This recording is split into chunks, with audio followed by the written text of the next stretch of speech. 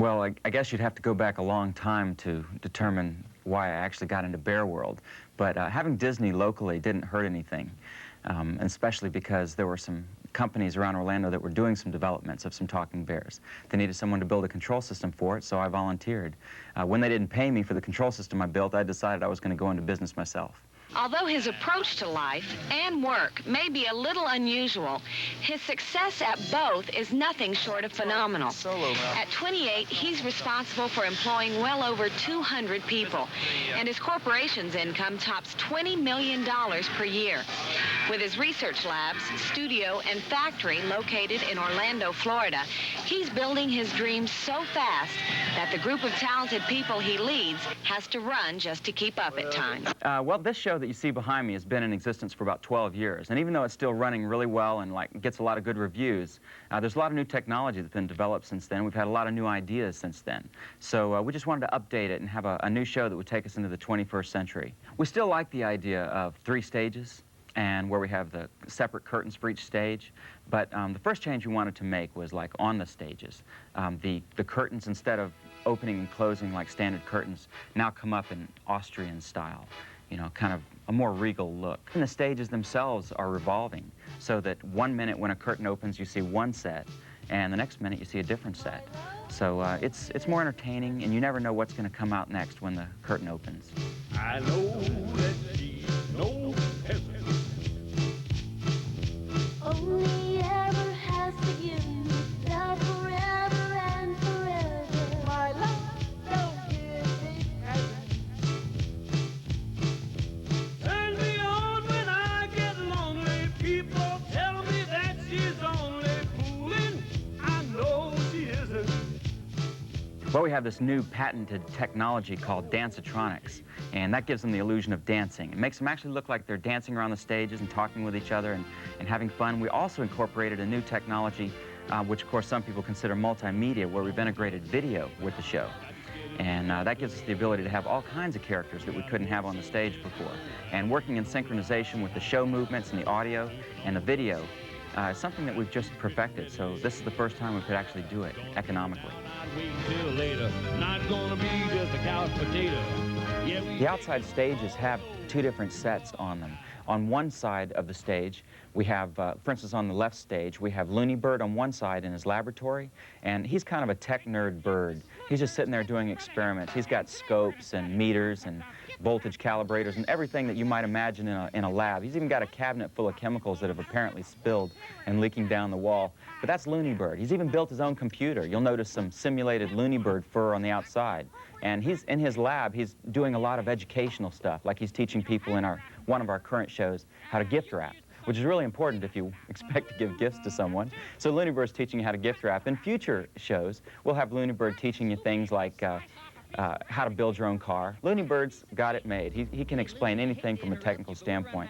Then when that stage revolves around, we have Beach Bear on the other side, who just hoses down the works. I mean, he gets out there and croons like, well, let's see, if you took Little Richard and mixed him with some real good soul singers and popped in some mechanical animated characters, mixed it all together, you'd have Beach Bear.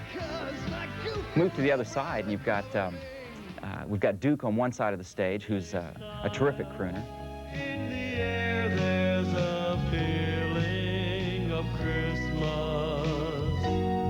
And on the other side, we have a TV set, a big Deco artistic TV set that we work into the show. That's where we have the other characters coming into the scenes, like Antioch the spider, who's the most in-shape creature on the face of the earth. And if you don't believe me, when you see the show, just look at the muscular definition in them legs. My training coach, Coach Antioch here, who just happens to be the most in-shape creature on the face of the earth. He's my coach. Just look at the muscular definition in them legs. All right, Coach, all right. Billy Bob does interviews with his brother, who's working in the rainforest. So eventually we hope to get into the issues of the day and bring some humor into it, too. And I really believe that someday when education and entertainment merge, that our characters will be on the forefront. Sleigh bells ring, are you listening? in the lane. One of the most important breakthroughs that we have in the new technology is the ability to position characters accurately and right on the beat, right on exact moments. So it looks like Fats is actually speaking to Beach Bear and that they're actually talking with each other. And when they're singing, they have the movements that actually depict exactly what they're saying. If Fats says, you know, the snow gets a little chillin', he can hunker down and hold himself tight, right on the right words. It's easy to address the question of maintenance, maintainability of the characters in every way, including the software that we would produce for the characters over time. One of the things that we've perfected over the last 12 years is the ability to come out with new shows constantly that are always intriguing, have a new element of surprise in them. And with the new set, that is with the new TV set that we've got on the stage and the way the characters can change themselves with respect to each other, we believe that we can come up with hundreds, maybe thousands of new shows for these characters that will always be entertaining. And if you don't believe us, just look at our history. In the last 12 years, we've produced a constant flow of shows to go on the classic Rock and Fire Explosion that have always amazed the audiences. One of the best things in my mind is that whenever we send a new show out to the restaurants that they performed in, all the employees of the restaurants gathered around to see the new show. And if they were jaded on it, or if we weren't coming out with new things every time, they wouldn't bother to do that. We always get comments, oh, we love the new show. We love the way Mitzi developed this new aspect of her character, and the way we found out something new about Duke we didn't know about before, and it was just funny. Of course, the smaller size characters and the smaller show in general allows us to put it in smaller restaurants. They're more approachable. Children love them more because they're smaller. They just look like you can hug them.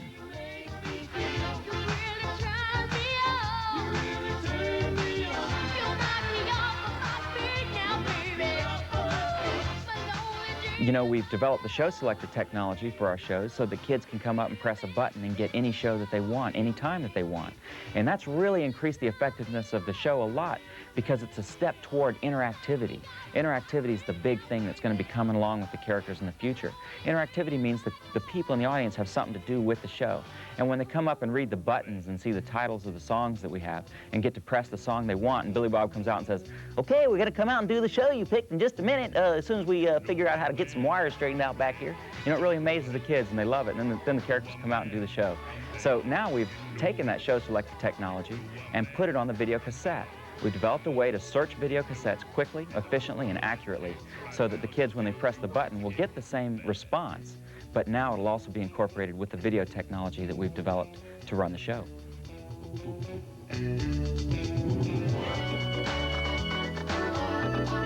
We're just so excited about the software that we're going to produce. We have about 100 shows in the works right now that'll run on that set.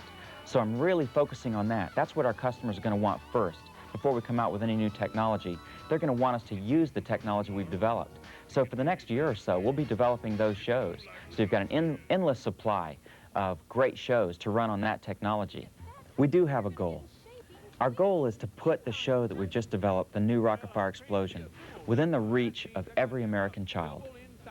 And the reason is we believe it in and of itself is a good medium for entertainment, a lot of different kinds of entertainment and educational concepts. And we'd like the opportunity to really focus in on the software now.